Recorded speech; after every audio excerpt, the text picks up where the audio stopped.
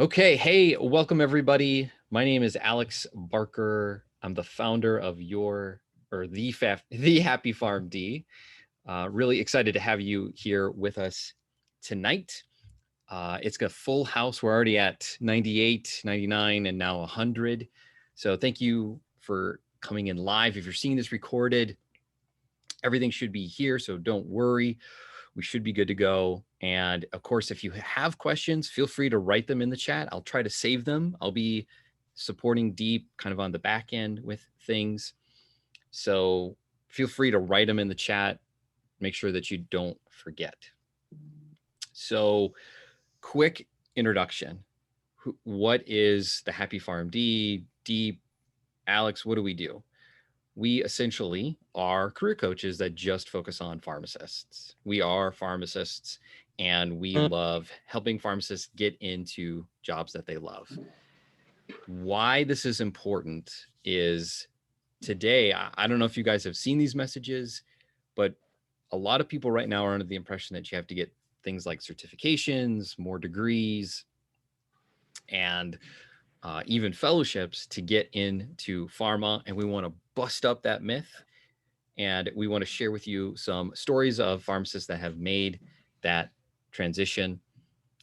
And I want to ensure that you guys are like learning not only about regulatory affairs, medical affairs, MSL roles, what that entails, what that means, but also potentially how you could set yourself apart. In full transparency, at the end, I am going to be sharing a little bit more about how we want to help 5 pharmacists make that transition. So at the head of all of this, yeah, I'm the founder, but we're going to be putting, his name is Sandeep Chakrabarty. He's a good friend of mine. We've been working together now for about 3 years. And Deep told me just this week he's been working, he's worked with just over 54 people. He can correct me if I'm wrong. Sandeep has got a great story. I'll let him share a little bit more. The gist of it is that he worked in retail for years, made the transition himself into pharma, and has been working his way up and up and up the ladder. That's his game. That's what he loves to do. And he also loves helping pharmacists transition. So I'll be popping in at the end, talking a little bit more about helping those 5 pharmacists. Deep, welcome to the show. Alex, thank you. Thank you for that introduction. And it has been an awesome ride working with you. 3 years and, 54 clients later. And I keep a little Excel just to kind of just keep track of all the awesome people that I've been able to talk to and help working with Alex, but, appreciate it. And thanks for that. Tonight, I'll introduce myself and just give you a little bit background about myself, but tonight is not about me. Tonight is about 3 amazing pharmacists who have made a transition from a role that they were not fully satisfied or happy with to a role in pharma. And, I want to, have them tell their stories and I'll just ask some questions. And, I figure you hear from me and, I could talk about what a coach does and how I, some of the conversations that I have, and that's helpful, right? But what's more helpful is hearing from people who've actually done it. So that's the spirit of tonight. I'm very excited for this opportunity to share our story together and then hopefully inspire some folks on this call to take the leap themselves, because it can be done. So I'll start with a little introduction for myself. Sandeep Chakrabarty. I've been a pharmacist now for 14 years. 14 years. Oh my gosh. And the first 10 years was in retail, about 2-3 years behind the bench. And then the rest of the time as a pharmacy district manager, first with Target, then with Rite Aid. So a couple things there, I actually really enjoyed, at least the pharmacy, just the leadership part of pharma, or I'm sorry, of retail. And I know PDMs sometimes get a bad rep, but I believe in it's the people you work with and the people you work for. And I would hope and I know and I think, and hopefully some of them would, when they hear this, I had a great time working with my team and my pharmacists. And, I think they would tell you the same, that, it's really not the role, but a lot of it is who you work for, who you work with. And so I had a great opportunity to do that. I was working for Rite Aid, and Rite Aid was sold to Walgreens, and I had 24 stores, and 14 of them was going to go to Walgreens, and that meant my role was also going to shift over to Walgreens, and that meant all the relationships I had built with senior leadership were we're going to have to start all over. And for me, that was the moment to think about my career. And you'll hear a little bit about runway and career runway. And at that point, I was like, let me think about my career runway. I could keep doing what I'm doing, or it's a good time to see what else is out there. And so that's where I started looking elsewhere. Many things happen, and you'll hear about that too, how it's a intersection of many different things, including you're building a story, resume, interviewing, networking, and a little bit of luck and timing, all coming together at the right time. And that's how I was successful in making a transition into pharma. Some people might say, oh, well, you were a pharmacy district manager. It's a different piece than some retail roles and so forth. And I can tell you that pharmacy district manager, believe it or not, was not the differentiator of getting into pharma. There were many other things that were. So that was my story. Transitioned into pharma. I worked for a large pharmaceutical company. I transitioned into a role that was similar to, it was a retail strategy role, which makes sense, right? Because I was 10 years in retail, then I go into a retail strategy role. Today, I am a lead for value and access, which is another word for that is pair marketing. What does all of that mean? We could go into that later, but what it does mean is it's a role 14 years ago. I didn't know it existed. I would never say 14 years later, I work for a large pharmaceutical company as a director of pair marketing. Because I didn't know that role existed. Actually, 14 years ago, that role might not have actually existed. So, it's an awesome journey. And for me, I feel really good about it. That's my story. That's all, me. But now I'm going to turn over to Anne-Marie and Conjit. And one of the things we work on is a classic question you will get during an interview. And it's a classic one, and we're all smiling because part of us working together, we went over this question, and now here's our time to shine with it. So the question is, tell me about yourself. And guys, start with that. And, I'm just kidding. Do not do the whole tell me about yourself, but, the formal one, very informally, please just go around the horn. And if you guys can tell the folks on this call your story. So I'll start with Anne-Marie. Anne-Marie, I'll start with you, and just tell everyone your story and your journey. Okay, so I am a pharmacist. I have been licensed for 19 years and started out in New England as a clinical pharmacist in critical care for infants, NICU, PICU babies. And then I kind of moved into research pharmacy, and I had the pleasure of doing and coordinating clinical trials at Massachusetts General Hospital for pediatric patients, specifically PD psych, so ADHD, bipolar, mood disorders, those types of things. I was on the IRB there. It was really interesting. I learned a lot. From anyone else's perspective, they thought I was crazy to leave because I was Monday through Friday, 7:30 to 4, no weekends, no holidays. But after I kind of felt like I learned that role to the best of my ability, I was introduced to the medical science liaison position by working with someone else within that position, and had to come in from pharma. And they're like, have you ever considered working in pharma? I think you'd be really good at it. So I kind of did my research, and got my first position as a medical liaison with a mid-sized company. I worked my way up to actually the manager of my team, and I was moved to Atlanta to work out of the home office. Then our drug didn't make it to market. We were all kind of disbanded, and I thought to myself, what do I do now? Could have kept going with pharma, but I felt like I didn't understand the managed markets piece and how does a PBM work and payers and all of that. So I went and switched gears and worked for Blue Cross Blue Shield, managing the state of New York as a program manager. And I did that for about 5 years. So I feel like I now understand that piece of healthcare, right? So I have the clinical piece, industry piece, managed care piece.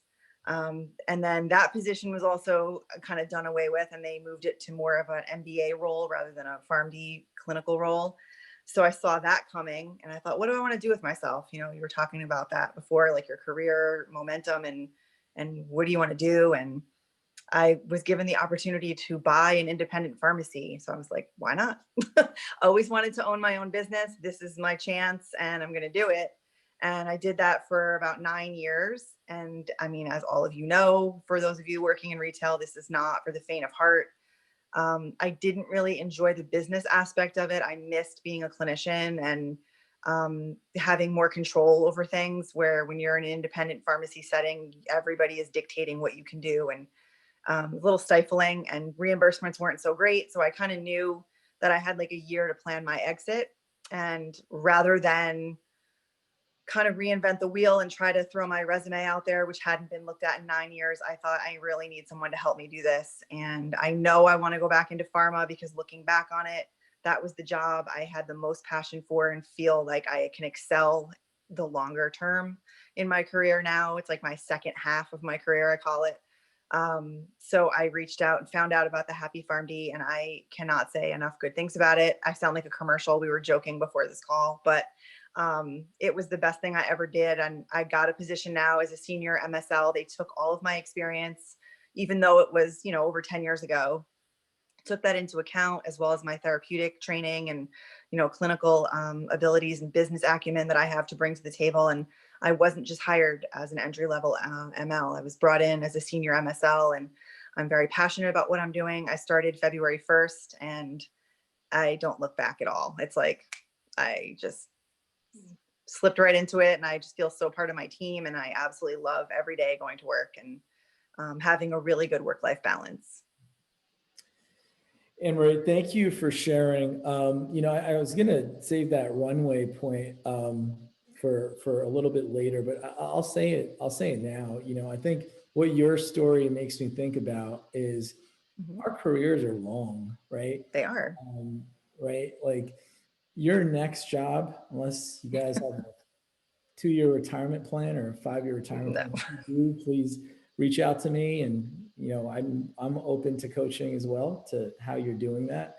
But if you don't, then our careers are long, right? And Anne-Marie, your story makes me think about our runway and the career transitions you made, not once, but not twice, but 3 different times, right? Right. You know, and in even this last career transition, I'm sure you thought about when I keep saying runway, what is your runway? Runway means, you know, you look at your career and what line of work will get you to the point where you're going to retire, right? Yeah.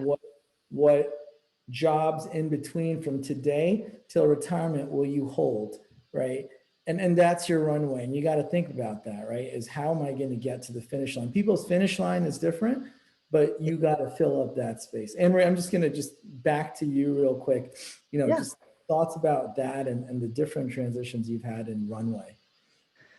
Yeah, I mean, every job or a different position that I would take, it was for me to build on my building blocks and learning. It wasn't random. Like I said, I liked the clinical research aspect of it, but then there's only so much you can do within a hospital, you know, institution, and there's only so many places you can grow.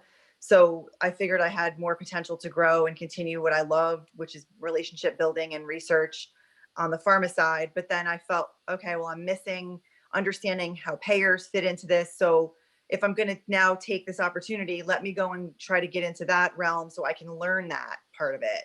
You know, I was always trying to figure out how do I build on what I already know and become a better candidate or a better employee or do a better job day to day and have more passion for what I'm doing and a greater understanding. And I couldn't have done it if I just stayed in one aspect. So if I had just stayed in a hospital, you're just not going to get that experience. You know what I mean? So I did it purposefully. I know it seems kind of strange, but I knew what I was doing. I didn't have exact time frames and specific companies, but I knew what I wanted to learn along the way. No, I think that's great. It's strategic, right? Everything Yes. is strategic. You built on each other. You identified gaps, Right. and then you kept moving. So, no, thank you. Thank you for sharing your story. Anne Marie M. We'll say that So Anne funny. is okay for today. So, Anne, share if you would share your story. Sure, sure. Well, thank you for having me. Very happy to be here with you guys. So just to kind of piggyback off of the other Anne Marie, my story's kind of same, a little bit different. I have been a licensed pharmacist for 8 years. I started off with retail. After a couple years of retail, I actually had a lucky break where I was able to get into working with a large PBM. Started off with some managed care, transitioned into telephonic MTMs, and then we kind of started doing a combination of both. And from the outside looking in, it was probably everybody's dream job, 9 to 5, Monday through Friday, be crazy to leave. But it became one of those things where MTM itself or the kind of clinical reviews that we were doing were very highly metrics and KPIs and hitting goals. So that position changed quite a bit. It was no longer that Monday through Friday, 9 to 5. It ended up being 9 to 9, rotating Saturdays, a lot of different things. Most importantly, though, it was just something that I found that wasn't fulfilling for me. For a lot of people it was, but I realized in that role that I liked a lot of the operational type of things. I liked creativity behind how were we going to reach out to people? How are we going to bring certain products to individuals? That was where my interest lie and what I was always trying to be a part of. During that time, I actually also still dabbled in retail. So I was still working per diem with a retail company and did that throughout my entire career. So I always had my eye out for other opportunities because I knew that I personally was not feeling fulfilled, but it was just, you have a good job. So you're not really steadily looking or not taking it seriously. You just kind of see what opportunities are out there. My position then had a layoff with the managed care role, and it kind of forced me to really contemplate what my next step was going to be. And it was one of those life-changing moments when we're talking about trying to make decisions. I was in a position where I still had the retail gig, but I knew that I wanted to do something that I was going to be happy with. I wanted to feel fulfilled. I had the rest of my life to work, and we work for the majority of our life. So if I was going to wake up and do something, I wanted to be happy with what I was doing. So I kind of started that process of researching different roles in pharma, really speaking to things that I thought were going to speak to my strengths and what I enjoy doing.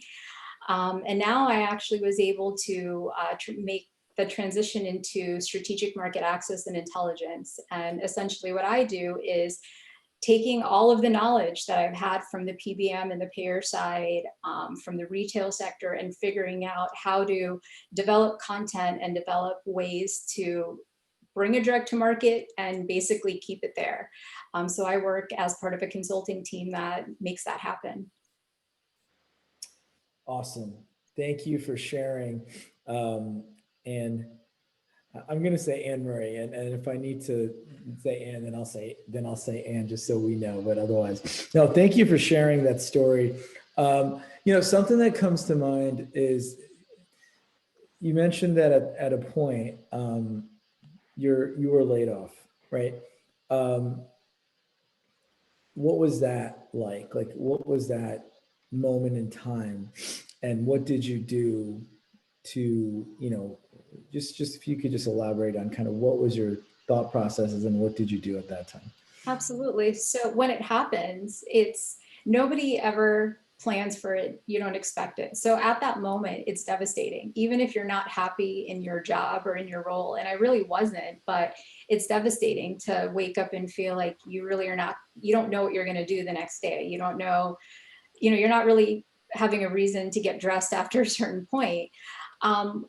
But what I personally did is I kind of allowed myself to process that and process the fact that this was happening and kind of come to terms with, all right, I'm not going to be in this position anymore. But I'm also a very strategic type of thinker. So I was already working on my next plan. Well, I knew that I wanted to make a transition anyway. Well, now is the time to do it. It's now or never. And if I'm going to do it, I need to start thinking about how that's going to happen. I think one thing that a lot of people go through, and I went through this myself, is kind of like the shotgun approach, which is that you shoot off a bunch of different stuff all over the place to different jobs, different positions, different areas, and you're just hoping one of them lands. And that is not the way to do it. You have to be very thoughtful in your process, but it's a knee-jerk reaction. When you lose a job, when you're unhappy, when you go through that, you just want something and you're willing to take almost anything. And that's still not what's going to make you happy at the end of the day. So I did that, and I did that for months until I reached out to coaching. That was kind of that pivotal point where I said, enough of this. I really have no focus, no frame of mind as to the direction that I need to make this next step happen. Like, I know I want it to happen, but I don't know how to get there. And coaching was kind of that natural progression of kind of giving me that focus that I needed to make that happen. I'm smiling because I don't know if you remember the conversation. I do. And I said, stop, right? Yeah. I said, do me a favor. I mean, I said, I'm very transparent. Do me a favor. We're working together now. And it's one of the first things I was like, I hope I'm not coming off wrong by saying this, but I was like, no more sending out any more resumes until we brand your awesome story. Right. And that's what a lot of this is I'm in pair marketing, which is branding things, right? Essentially what this whole process is branding yourself, right? We all have really interesting stories. Every one of us do, right? And it's just really branding parts of your story that are very interesting to the role that you're applying for, right? And so and sometimes that takes a little bit of help, a couple other eyes and some experience and some perspective, right? As to how do I best brand myself. And so, Anne-Marie, thank you for sharing an awesome story. And then last and certainly not least, Kanjit, if you would please also kind of tell your story. Yeah, so thank you for having me. I'll be glad to share my experience.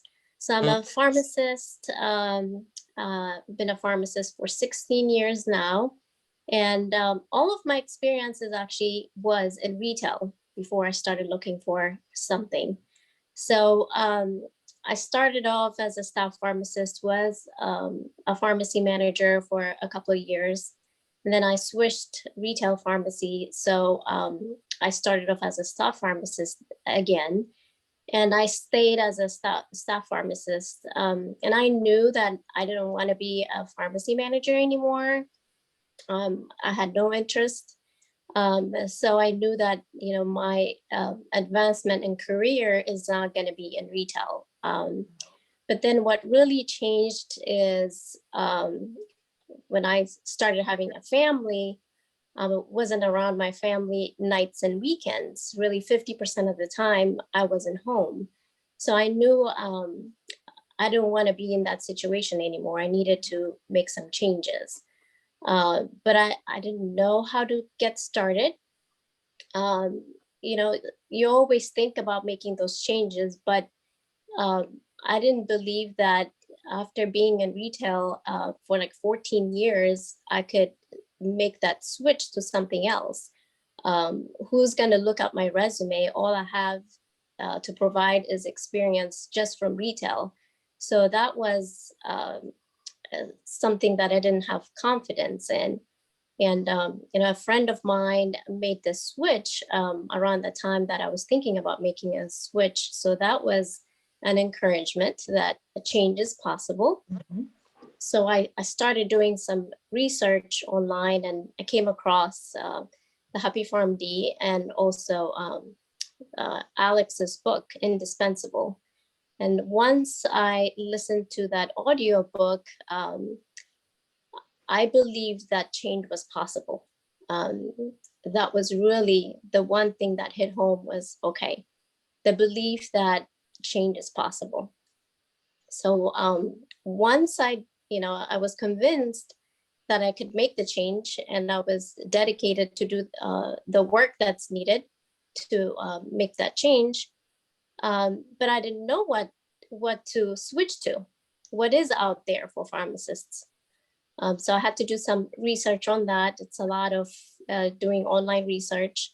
And it really was a process of elimination for me to focus on applying on certain jobs. And for me, it was medical information, or so I started looking into positions in med info, drug safety, those type of roles.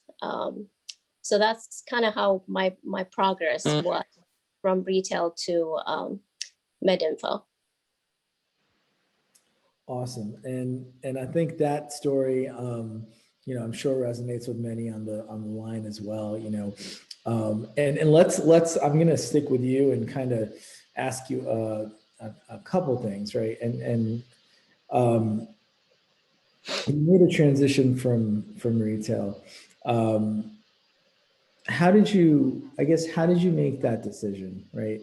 Let me back up a little bit. And why did you want to transition? So I didn't see myself, staying in retail. The focus was more into metrics and not into patient care.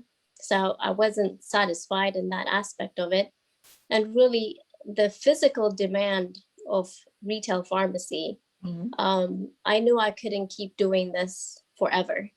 I can't see myself in 10, 15 years being in retail pharmacy. Just physically itself, it's very demanding. And I knew I just couldn't be in that type of environment for so long. It's only so much that, my body can take. 12 hours, 13-hour days, juggling, all sorts of things. It's not just dispensing, counseling.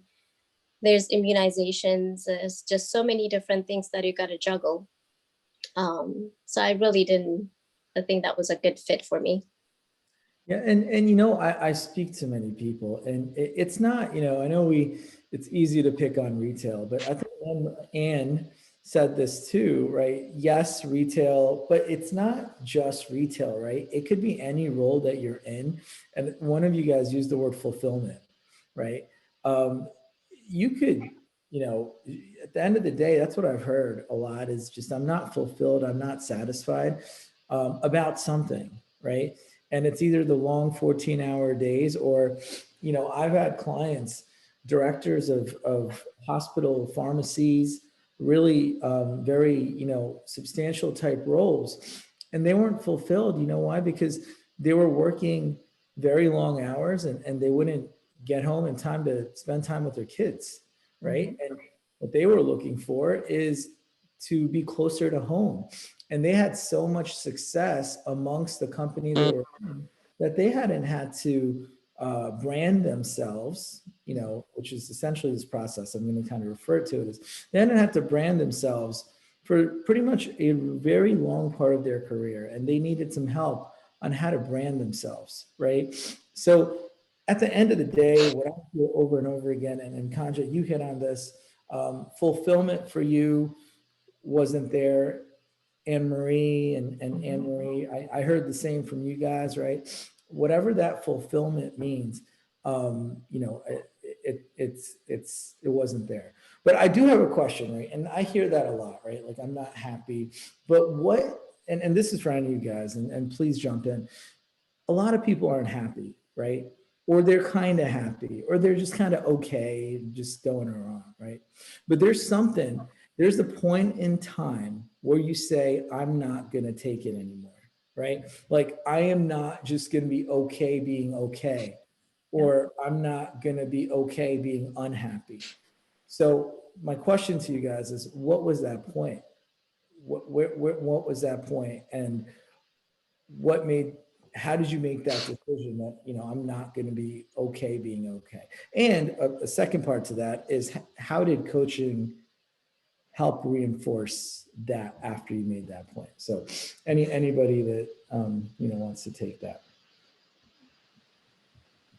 I can start with that. Yeah.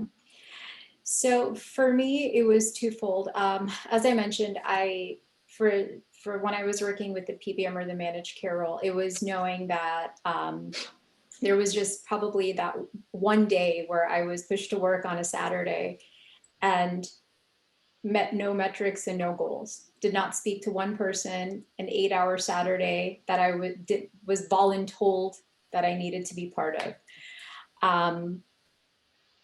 And that was going to count against me over something I really couldn't control. So from that angle, it was there. And then one thing I forgot to mention is when I was part of that layoff process, because I still had that per diem role with retail, kind of went back into retail full time.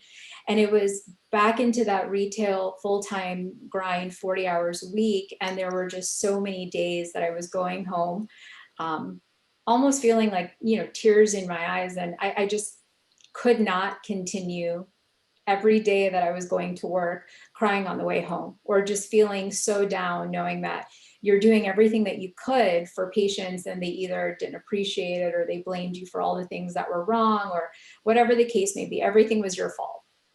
And I didn't want to live the next couple of years of my life doing that. So that was kind of that catalyst for me. And that remained my catalyst throughout the entire process, because it was not an overnight process, but I still went to work, and on my days off, I did what I had to do to kind of make it happen. But I continued to feed off of those experiences that I was going through as my why. And you need that why. In terms of coaching now, for the second part of the question is how that helped, is what helped me was really writing down what I was looking for. At the end of the day, for whatever role, what were the things that I wanted? What was the life that I wanted? What was the work-life balance that I wanted? What were the expectations? And what were things that you could kind of give on? Because there's always got to be a little bit of that flexibility. No job is ever going to be perfect. So kind of putting pen to paper and really figuring out what was important to me. That's really what helped and really solidified my needs and wants during that process, because it is a two-way street as well. As much as you're going through looking for a job, you're looking for a job that's also going to be something that you really want when you're looking to be fulfilled and when you're looking to be happy with it. So that's kind of what got me there. No, that's awesome. And Anne Marie or Kanja, anything to add to that, as far as, was there a point that you were like, hey, this is it, I'm going to do something about this? Yeah, I mean, for me, owning my own business, it was hell. I mean, I was the pharmacist, supervising pharmacist and owner. So it basically everything wrote on me. So I didn't have the autonomy I thought I would as an owner. For me to take a day off, I had to ask permission from people that worked for me. It was like ridiculous. I had a baby and I had to go back to work 2 weeks later. Like, it was horrible, absolutely horrible. Like, I wouldn't wish that on my worst enemy. Like, I think about it and it makes me want to cry. Like, I couldn't find anyone to help me. So, we were also a compounding pharmacy. So it's specialized. I couldn't just call an agency and get a fill in, because people wouldn't all know how to do that. But I was like, why did I do this? I did this, to practice clinically the way I want to and treat my community to the best of my ability. And I can't even take a day off. Like, I don't want to do this. Like, I came home and I was just like, I had like a nervous breakdown, like mini. I was like, I'm done. Like, if the place burns down, so be it. Like, I cannot live like this anymore. So, I mean, I obviously didn't do it that day, but I was like, at that moment, I needed a plan and I needed an exit strategy, and I needed to go and work for a company where I wasn't siloed and left working essentially by myself. I hated that. I love that environment where I can go to a colleague and we can put our heads together and you feel like you're part of a team and like you're making a difference. When you're all alone, you don't get that feedback and you don't have that camaraderie with anyone. So I just felt alone and just done. So, Right. and using the coaching service, having you kind of force me in a way to like look at that and say, be specific. Exactly what is it about your future position?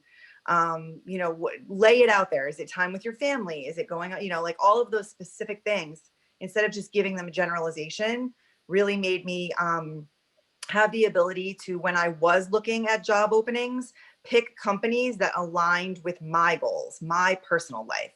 So, and I think I did a good job of doing that. I really feel connected to where I am now. And again, I just don't even want to look back. It was great. That's awesome. And I think that's so important. And we're going to turn, this is kind of like if we're going down the journey, right? This is the part of the journey where you're like, all right, I've had it. I'm not doing this. What don't I like about my role, right? Because a lot of people say, I don't like what I'm doing, but they can't pinpoint what it is. And if you can't pinpoint what it is, the next job that you're looking for, you won't know what it is you're looking for, right? Because there's something about it, like it's not pharma. You're not looking for pharma, right? You're looking for things about pharma, or you're looking for things about your next role. They're specific. And I ask you that, right? Like, pharma sounds good, but what about pharma? Because I kind of challenge, right? Like it's easy. I'm like the pharma guy, right? Okay, I want to get into pharma, but you got to prove to me that's where you want to be, right? Yeah.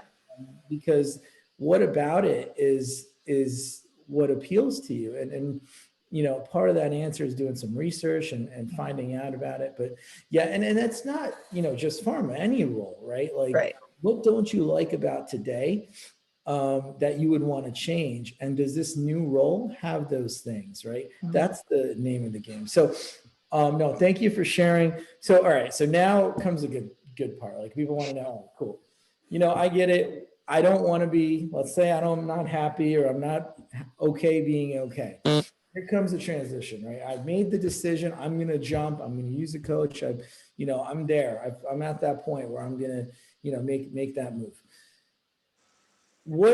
How did you figure out what comes next? And we just touched on this a little bit, right? And Anne-Marie, we can, and anyone can jump in, but I think Anne-Marie touched on this a little bit as to identifying what things you were not happy about, right? Or you wanted to change, or you wanted in that new role.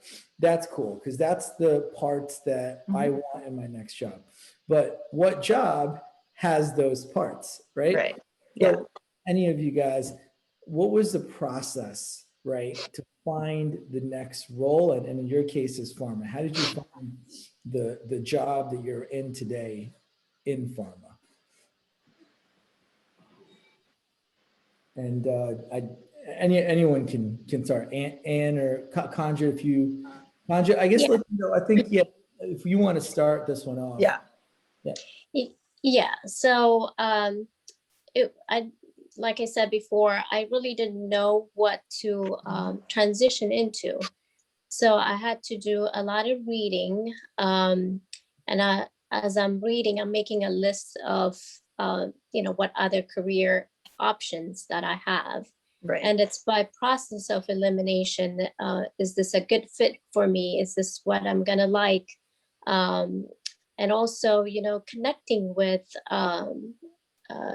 previous colleagues, or people that are in those roles that I don't understand what this role is. What do you do on a daily basis? Having a lot of conversation, networking, that kind of helped me narrow it down to at least a couple of positions, or a couple of careers that I can look into, see if I like it.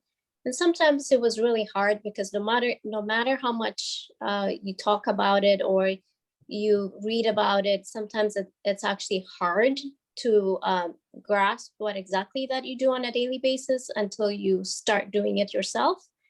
But it was really helpful to just network, find out what people do. And it's like I said, it was process of elimination, but you got to take into consideration what you like, what you don't like. There's also geographic location. Are you going to pack up and move? You got to be realistic about those things as well.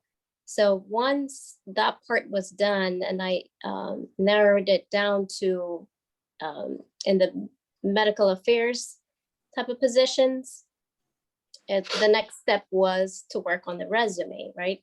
Because all I have in my eyes is experience from retail. So the next step was, how do I highlight my skills from my previous jobs so that it fits well to the role that I want to apply. Mhm. So that was the next step that, you know, coaching was really helpful for me, is emphasizing skills that match the role that I want to apply to, making sure that, you know, I don't use the same resume to apply to different positions, and also getting ready for interviews, how to prepare for interviews, how to write cover letters. So all those are steps along the way that I learned. And it's not just for this time, I'm going to use it for, you know, the rest of my career. It's not just a one-time thing. Yeah, no, thank you. And a couple of things you said, right? And I think, you know, you mentioned that most of your career was in retail. So how did you make the jump? How did you know what to do? And, you know, frankly, like everyone listening, right? You know, coaching, my job is not to do, right? The hard work was done by Anne Marie, and Conjit, like 100% transparent. Like, and I think everyone that's listening probably understands that, or if not, should understand that. The hard work was done by, by Anne Marie, and Conjit, you know, and essentially my role is to make sure that we're just tracking along in a timely fashion with the right resources around you. You're able to brand yourself, and you're able to leverage my perspective, right? As a coach, leverage our conversations and make some choices, right? And essentially, I don't tell you kind of where to go, what to do. You do, but with our conversations. And something Kanja mentioned, right? It's really highlighting, like, here's the other thing, guys that are listening, right? Like, it's got to make sense. It's got to make sense for you, but frankly, it's got to make sense for the employer too, right? Like, you can't just, you know, you can't just come with a generic resume to a role and expect anyone to give you an interview. That's crazy. Even if you came with a great resume, you still might not get an interview, because we haven't talked about networking. We haven't talked about many other things to get that interview, get your foot in the door. But it's got to make sense for you. It's got to make sense for the employer. And that's what we do together, right? And that's what we did together, is match what the employer is looking for to what you can bring. Right. What we don't do enough of is highlight those things that we can bring that the employer is looking for, right? We don't do that. And I bet every single person on this call has many different things they can bring. And if they packaged it, right, the right way towards what the employer is looking for, then you got to fit, then you got to match, right? But that's essentially kind of, that's what we do is, and that's a perspective you'll hear, is taking pieces of your story, your careers, and making them match what the employer is looking for, and vice versa. It's got to make sense. And, because, otherwise it's difficult, right? It doesn't, a generic resume, my God, I mean, Right. that's not going to work. You got to make a very specific resume, and that's still not sometimes enough. And there's networking and so forth. So, so Anne Marie, anything to add to what Kanjit said about, how did you figure out like what comes next, right? How did you know what you wanted to do as far as in pharma, or, what came next? So I guess for me, just to kind of piggyback off of what Khan just said, a lot of it was a lot of research. There's a lot of roles in pharma, a lot of different departments, a lot of different areas and specialties. It was kind of going through that and looking at what areas need medical professionals. So don't even discredit yourself of saying just a pharmacist. Sometimes it's No. just a medical professional. And so looking at those roles, but then reaching out to individuals in those roles, really figuring out what they do on a day-to-day basis and seeing that how that compares.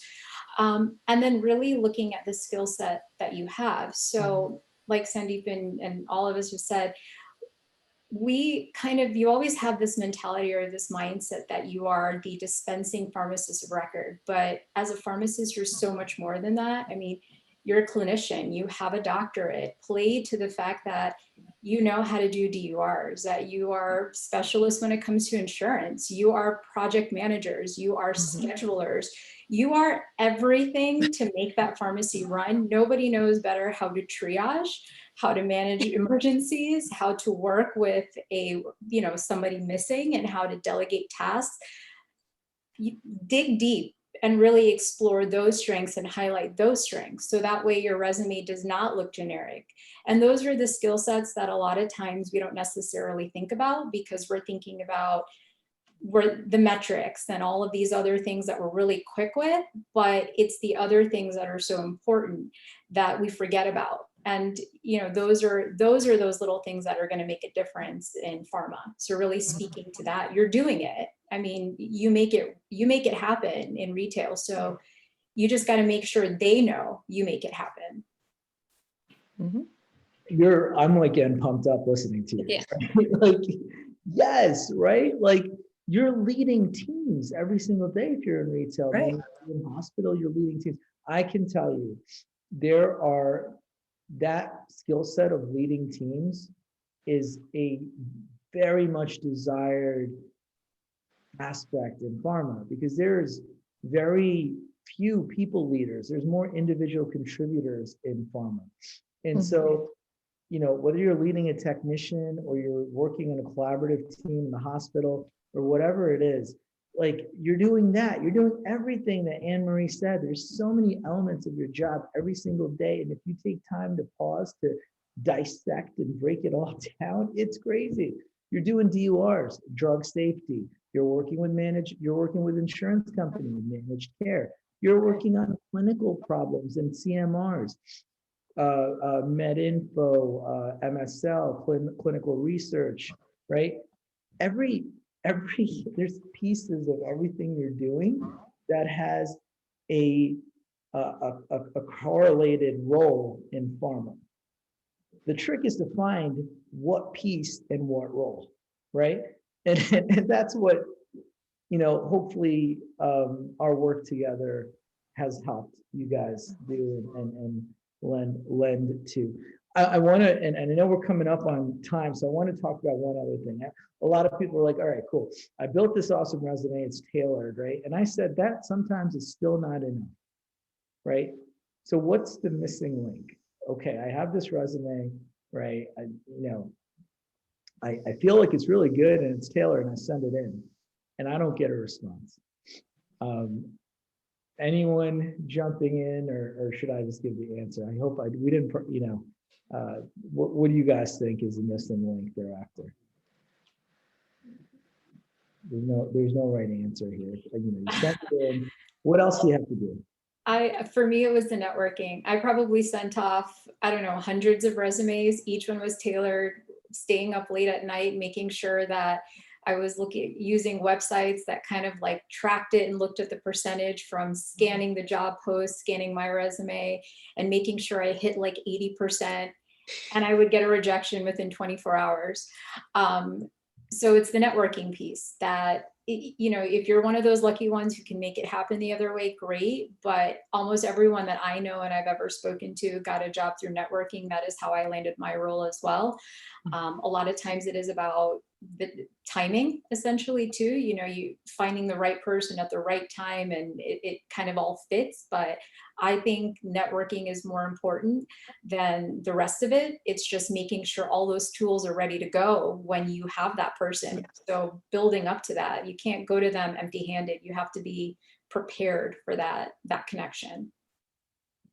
Yeah, I thank you, and I love it, networking. So a lot of people are like, okay, I have my network, and my network is my network, right? Like, can I ask you guys, and you remind me, the jobs that you're in, right? Those initial contacts you made in those roles, did you know who those people were? And maybe, okay, so you're shaking your head, Anne Marie, you did, Yep. you knew who it was, and you did not know the person that you networked with.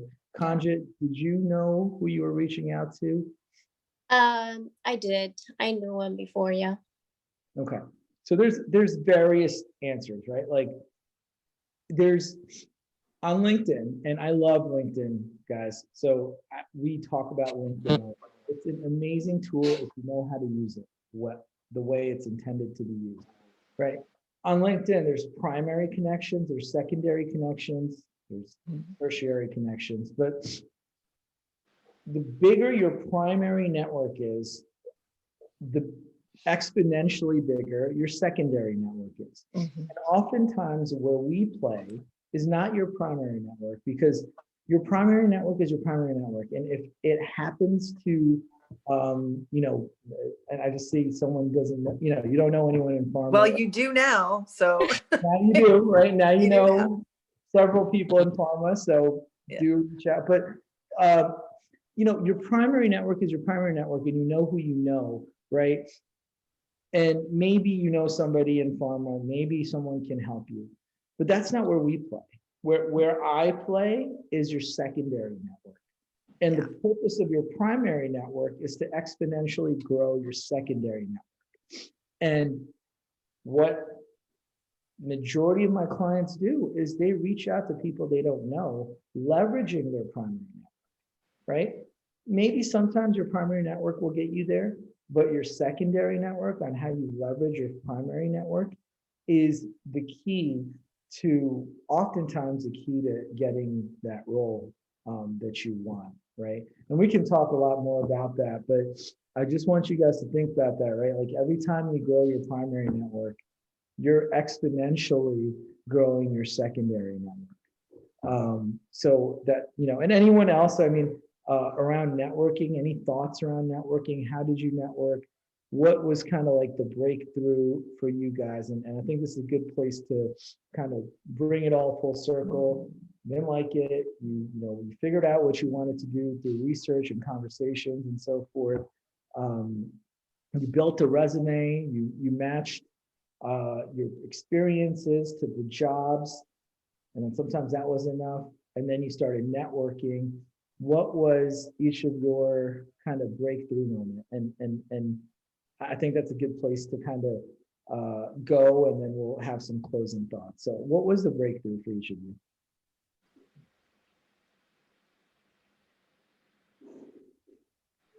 Kanja, do you want to start? Yes. One thing I want to say about networking is, you know, the not so right way of networking.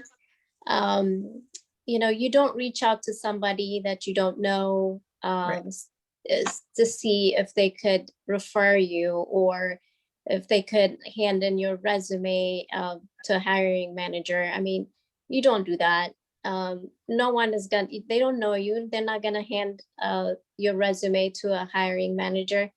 You don't start networking that way. So that's the really one thing that I want to point out. You start building relationship first. You know, you start to learn about the other person, about their role, what they do. You need to start building a relationship first before you ask for help. I think that's a really key point that everybody needs to know. Yeah. And one thing each of, you know, they can tell you is, I am a very big on details of language. What I mean by that is when we talk about how to reach out to people to contact, like I've asked you guys to share your screen on Zoom with me and show me what you are typing in the LinkedIn network. True or false? True. True. Because that matters, right? Mhm. To Kanji's point, like what you say and how you say it in networking makes all of the difference on whether you get a response and whether that person will then have further conversation with you. Words matter, how you approach them matter. You know, Kanja, that is such a great point. Like just being, careless with that is not going to lead to success. Right. So, I think that's a great point. Actually, I know we're coming up on time, so I want to, make sure we have enough time for some closing thoughts and questions and go over, and I think that's okay. But I do want to just ask each of you a closing thought, that you would have and that you would share to everybody listening. So, and if you want to, and I guess if you want to kick it off. Yeah, sure. I guess the best thing that I would say is for anybody who really wants it is to just keep at it. It took me over a year, just to full transparency. It took me about a year from when I started the process to actually landing a position. I heard many no's, a lot of LinkedIn requests that were ignored, a lot of messages where you send out hoping to connect with someone that go ignored.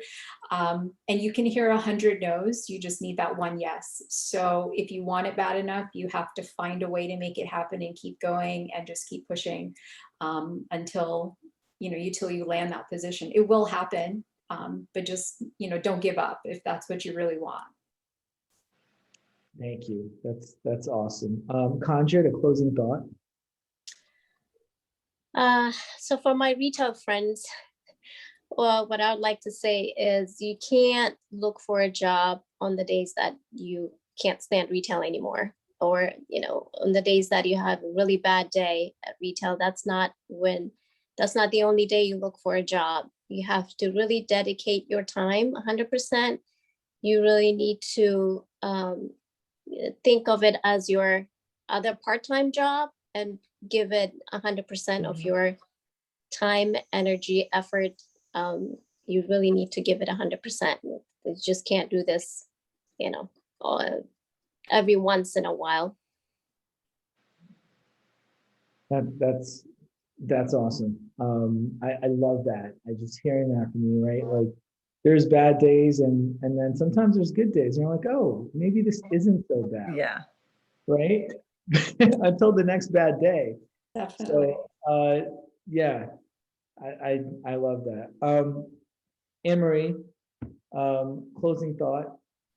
Yeah, I mean, for me, it was just I would say invest in yourself, right? I mean, I just feel like as pharmacists in general, we don't feel that we're worthy of a lot of these things, and that's crap. I mean, we're doctorate level professionals. We have a lot of experience and we need to prove that and I guess make it shine. So I had said to Sandeep in another conversation, like I hire a personal trainer when I want to get in shape, or you hire someone to help you plan an event when you're getting married. And it's like you seek out experts in areas where you're not the expert, and why not do this for yourself? So like for me, I hadn't even looked at my resume in 9 years. I was like, I don't even want to try to do what the other Anne-Marie did. I was just like, I don't want to be so defeated. I want to make sure that if I'm going to send out a resume, it's like the exact best shape. I want to put my best foot forward first.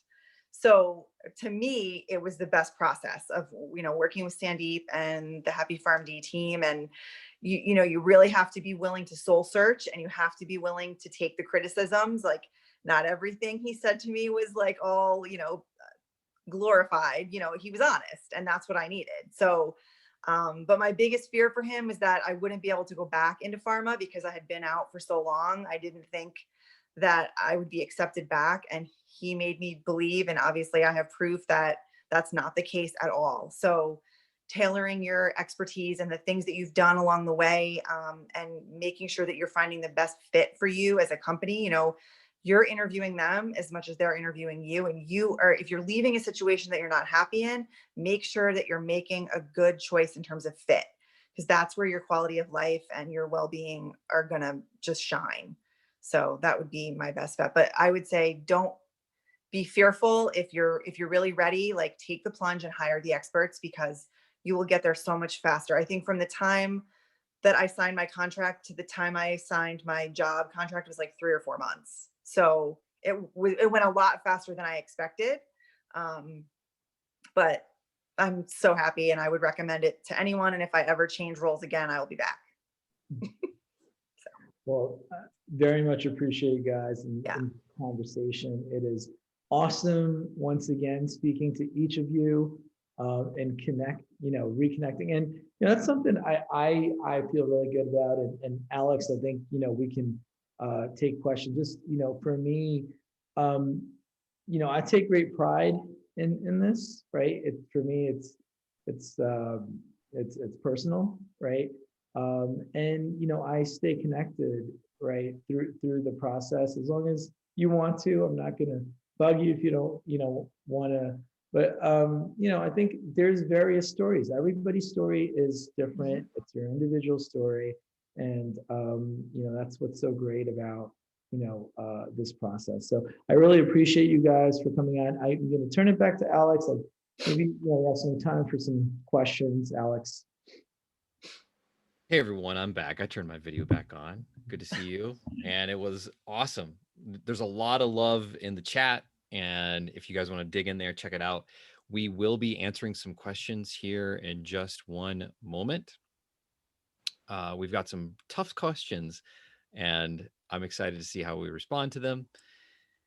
So thank you. We appreciate you guys sharing your story. So for everyone here, I know that some of you maybe, if this is like the first time you've heard about these roles, maybe you don't know necessarily what they are, or maybe you've been looking for a couple of months. Tonight, it's almost the end of the day. You're probably not going to find something in the next couple of minutes. It's maybe going to happen next week, next month, or later, but you really have probably 3 options before you. The first thing that you could do is nothing. You can go to sleep. You can forget that you ever hung out with a bunch of pharmacists for an hour and learned about pharma. Let the snooze button, go into work the next day, and just keep hustling, keep doing your thing. And you know what? That's perfectly fine. There's a lot of pharmacists out there that's what they're going to do. Mm-hmm. Another option is you can go out and do this on your own. You can go through the toil of applying to jobs, using cover letters, trying to network, sending messages. They talked about network. They talked about the toil. I love that Deep mentioned that he makes them look at LinkedIn with them. Mm-hmm. That's good, because it's tough. Based on what managers tell us right now, a single job opening gets 100, 150. In some, like where Deep lives in New Jersey, New York, they get 200 plus applications for just one job. And so the chances of getting interviews like 1%. It's tough. But I want to talk about really the third option. It's the best option that I think, and it's what we want to invite you guys to do. We want to help 5 pharmacists transition into pharma, and that's where Deep comes in. That's where working with him now for nearly 3 years, he's proven his track record. He's one of our top coaches. And I love him deeply because at the end of the day, he's transforming pharmacists' lives. While this webinar was going on, I was reminded why I'm here. It's my kiddos. They knocked multiple times on my door, and I had to open them my door multiple times. Please stop. I'm on a webinar, guys. I'm trying to do work. And they're like, oh, we got to go to bed. Put us to bed. Just go watch TV. That's why we do what we do here. Mm-hmm. These pharmacists, they get to have more work-life balance. They get to not only love the work they do, but that moves into the rest of their life. And that came from working with Deep. look, if you are really wanting to pursue pharma, if you've thought about it, if you know of a few jobs, or if you're still curious about, hey, what else is out there, we're going to talk a little bit about some of those options, because some people ask specific questions. What's an easy way? What's a good path for me? I only have a BS Pharm. Who's going to take me? We're going to talk about some of those. But we would love to invite you guys to join our program. So right now we're only helping 5. And to do that, it's really simple. It's simply just applying. So we're not asking for a sale, full transparency. This is the link right here, thehappypharmd.com/pharma webinar. Yes, those are 30 tabs on my browser. Don't worry about it. What this link will take you to, and I'll put it in the chat here in just a minute, is it'll take you right to an application, and we would absolutely love to talk with you. This application is going to ask you a lot of questions, because we know that we don't work with everyone. There's 300,000 plus pharmacists in the United States. We know we can only help a few, which is why we're only going to be working with 5. And so what I would encourage you guys to do is, if you want to take that first step into pharma, if you want to take that step without having to do an expensive certification program, if you don't want to go into a fellowship or a residency, this is an alternative option, and we would absolutely love to have you. This is what the application page looks like. There are a couple of questions, and it'll take you a few minutes just to fill out. And Deep, I know that we're going to be looking at things tomorrow, which is a Friday, and then on Monday, and then we'll be closing that group. We'll be reaching out to you as well, letting you know whether or not we want to talk with you about getting you in. So with that, Deep, I know I'm probably leaving out a few details and things, but we can talk about those. I know we've got a bunch of questions. Any notes, though, about what I just shared? Yeah, no, I think I think the word application, why that, like, you guys heard these stories, right? I talked about things matching, right? Like, experiences have to match, right?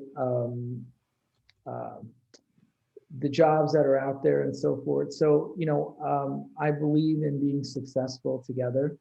And so that's why there's some questions, and there's some questions to understand, what you're looking for, your motivation, a lot of the stuff we talked about, right? Like what you do today, what you don't like about what you do today, and what you're looking for. And then also experiences, right? Because those experiences matter. And don't worry, right, about what they are. Just try to be as detailed as possible about those experiences.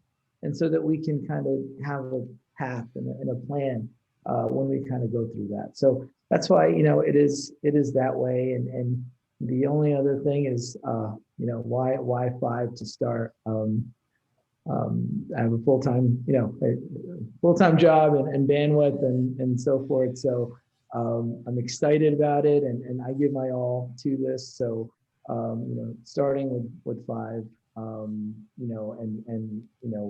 just because of resources for me and time and so forth. So I hope that you take advantage of it. I think that's it, Alex. And we can go through some questions. Awesome.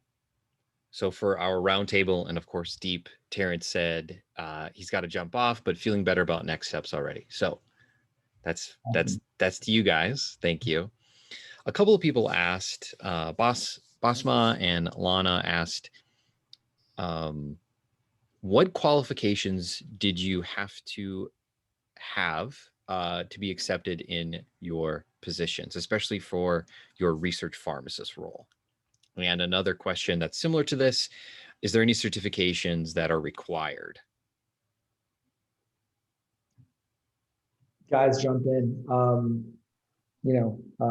What I guess the first part of that is what qualifications? No, let's do the second part first. The certifications one. That one's I think a little bit easier, right? Are you? Oh, Anne Marie, I believe is muted. I gotta do. Okay. You muted yourself. Sorry. Thank you. No worries. So Anne Marie, Conjure, just the certification questions. You guys do any of that?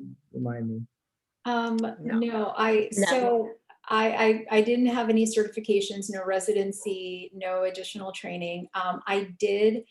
I went through that phase where I thought having an additional degree would help. So I did actually get a master's in health informatics, and I can tell you that that played no part whatsoever in the role that I currently have. And I don't necessarily use it. It was nice to have something to talk about, but it was not necessary. So there was no certifications required for any of the positions that I've ever held. No, mine either. And it's funny because I actually just asked my hiring manager today, because I'm an MSL, if they think that we should have that certification or get it. And she's like, honestly, when I see people with that, I don't even look at their resume. That's not what I'm looking for. You know, you can say you have a certification in anything. That doesn't mean that you're the best fit for this job. I'm looking for other characteristics. So I would say don't waste your time. That's bold coming from an MSL hiring manager. Yeah. All right. Well, that takes care of the certification question. Yeah. What about just qualifications then? What were the qualifications? And maybe I could just frame this, right? Like the qualifications are your experiences, right? Mhm. And each of you brought different experiences to the table, right? So, and I'll turn to you. What would you say qualifications? What was kind of the piece of your resume, piece of your story that resonated? So I'll jump in. No certification, just straight from retail into MedInfo. My qualifications were basically emphasizing what I did in retail. If it's drug safety, the DUR is drug safety, so that's emphasizing on that part. So that's something I do on a daily basis, and I don't even think about it when I do it in retail. So instead of not even mentioning it in my resume, it's highlighting it, emphasizing it, and see if and make sure that they see that it fits the role that they're hiring for. So that was my qualification. Awesome. Love it. And Deep, just one comment. So I won't speak long on this, I promise, Deep. We talk with literally hundreds of pharmacists every month, and we've helped many pharmacists transition. We've done research on certifications. We have not found any value. And there's actually a research study that clearly demonstrates that jobs do not require, the majority of jobs do not require or prefer a certification. My personal opinion is I think they are really nice cash cows for businesses. Yep. I don't think that it equates at all to any improvement in patient care. That was a controlled, unemotional response. Good job, Alex. Excellent. You had stats backing you up, and you had Anne Marie's manager backing you up. So I don't know which one is more powerful, but all of that together is pretty powerful backing you up. So you have a lot of back in that. So we're good. We're good. Alex, there's one question that I wanted to bring up in the chat. Sure. Oh my gosh, and now I lost the thought. Oh, about experience. A lot of these roles say 2 years of experience, 2 to 3 years of experience, 5 years of experience, 1 to 2 years of experience. Guys, thoughts about that? What did your roles say about experience, and how did you overcome that? So I can start with that. I think my role said roughly 3 to 5 years of experience, if I remember correctly. And I did not have 3 to 5 years of direct experience, but I had 3 to 5 years of being a pharmacist. And to me, that was good enough. And that meant I was qualified when I looked at it and I felt that I could do it. So I did not let that be a hindrance. I mean, of course, it had, like Deep says, it has to make sense. So I wasn't looking for a director position where, you know, you were looking at managing large teams cross-functionally with 10, 15 years, but I knew it was an entry-level role. So 3 to 5 years was on there as their ideal, but I knew looking at the job description that 3 to 5 years was not realistic. And so I still went for it. Awesome. I think that captures that one. I wanted to just talk about that one real quick, Alex, because I think that comes up a lot. And I love how Henry said it. I had 3 to 5 years of direct experience, but I had 3 to 5 years of being a pharmacist and the indirect experiences necessary to do that job. So, go ahead, Alex. We've got a couple more questions here, and then we'll wrap it up. If you do have a question, feel free to put it in the chat. Either I can respond to you, especially if you email me directly, alex@thehappyfarmd. More than happy to answer any more specific questions that we don't get to tonight. A few people messaged me about networking. iPhone, not sure what your real name is, but iPhone says that I lost it. Something of, oh yes. When I think of networking, I think of spamming my friends from pharmacy school with requests for connections, and it makes me cringe. Makes me cringe too. Deep, guys, what do you think about reaching out to your old alumni? Is that something that you guys did? Did you guys? How did you build your network? I'll tell you my perspective. I'll frame it, and then you guys fill in the color. If you're gonna network in a cringy way, then it's cringy. Yeah, I mean, if you Right? if you knew them from college and you just Yeah. sit in the same lecture hall with 500 people, then I think it's totally fine. But if they're essentially strangers, then no. Yeah, but even so, this is what I think Kanjit mentioned this, right? Like how you approach people really makes a difference. And so, you know, reaching out to random people asking for, can you pass on my resume? Not a good idea. That's weird, right? But leveraging a primary network to get connected to a secondary network, and you can, you know, and there's various ways about that we talk about. How do you leverage a primary to connect to a secondary? There's subtleties in all of that, but you're not just, you know, and you know, you have to expand your primary network. So if that means reaching out to people that you haven't really been active on LinkedIn, so now you are, because you're looking for a transition. So it's okay to grow your primary network and reach out to people that you've come across in your career over the last 2, 5, 10 years, but you never connected with them on LinkedIn. That's okay. They know you, you know them. People don't forget you, right? And the purpose of that is to grow your primary, so then your secondary grows exponentially. But then when you reach out to people, there's a very subtle and there's a way about doing that. So so yeah, it's cringy if you make it that way, I think.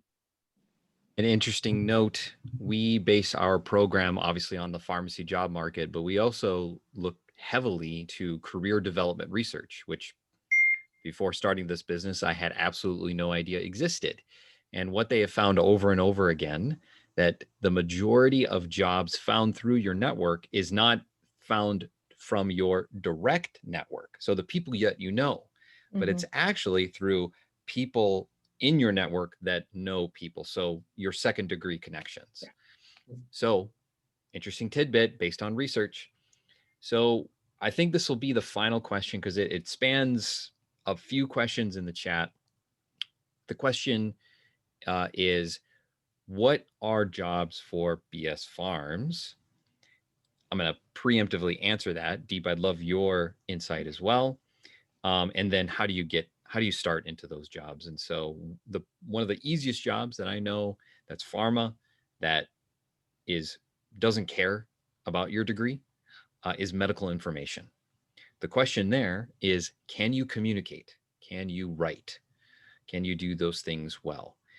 If you can, whether it's a bachelor's or a PharmD, doesn't matter. And on top of that, guys, you BS farms, you guys with experience, you are PharmDs. Okay. Let's empower our profession. Let's not bully the people who didn't decide to get their PharmD degrees. I hate that. I hate that so much. Deep, I'm going to shut up because I'll get on a rant. But you guys, you are doctorate level, okay? And you can demonstrate that clearly through communicating. Deep, do you know of any other roles that your degree doesn't really care, PharmD or BS Farm? So I don't know. So I work in commercial in pharma, right? And it doesn't matter, right? And pharma, how it's all set up, we'll get into, that's a much deeper conversation about how it's all laid out and so forth. But there's different components of pharma and so forth, right? But unless you're in a very specific medical type role in pharma, where you're really, looking at clinical aspects of drugs, then in that case, maybe a PharmD, is desirable. But, pharma doesn't look at degrees, right? Like it's your experiences and how you shape your experiences, right? Majority of roles in pharma, other than the specific types of roles that I mentioned, which may give you a little heads up, but a lot of roles in pharma don't look at degrees. I work, actually, sometimes, PharmDs like to say they're PharmDs, or pharmacists in pharma like to say they're pharmacists. And that's a running joke actually in my company that I'm a pharmacist by trade, right? Like that's cool and all, and it's great and be proud of it. But it doesn't matter, right? Because it's what you bring to the table, all those skills that you've learned along the way, that matters more, and the degree matters less. So it's really talking about your experiences is what matters. I work with bio majors, finance majors. I work with pharmacists. I work with MDs. I work with nurses. I work with, I said finance. Every kind of degree you can work with. And actually that's really cool, because where else in pharmacy do you get to work with all these different types of degrees, right? That's part of your immediate circle. So, BS PharmD, like in my opinion, unless there's a couple roles where it may matter a little bit, the majority of roles, it matters none. So I just gotta say one thing, Alex, I know we're gonna wrap. I had a couple more thoughts that, I think we did a webinar, John and I, we did a podcast, right? And so take a listen if you want to just hear a little bit more about just some thoughts around pharma and transitioning. We just posted this podcast on the Happy PharmD podcast just last Thursday.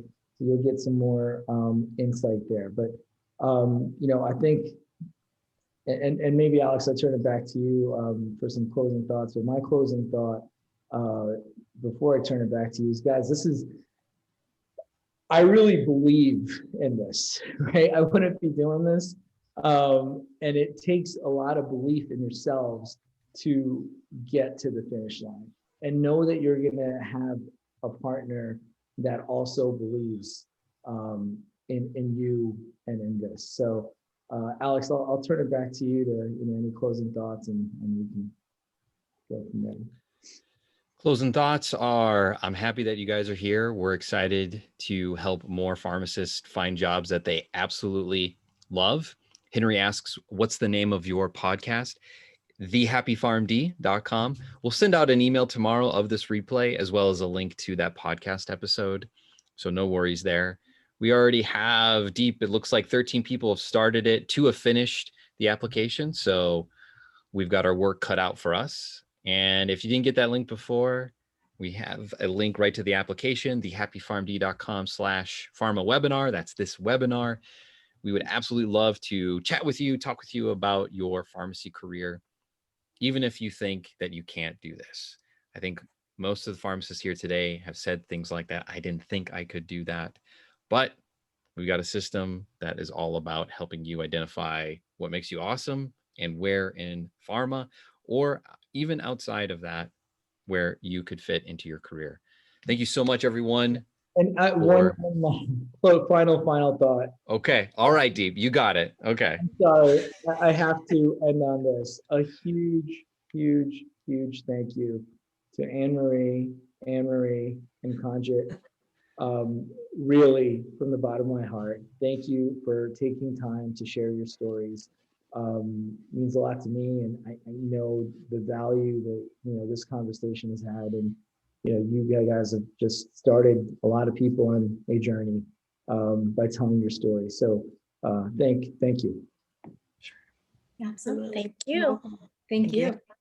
You guys were awesome. Have a good night, everyone. Thank Yeah. you. Take care. You Thank you. too. Good night, everyone. Bye-bye. Bye. Thank you.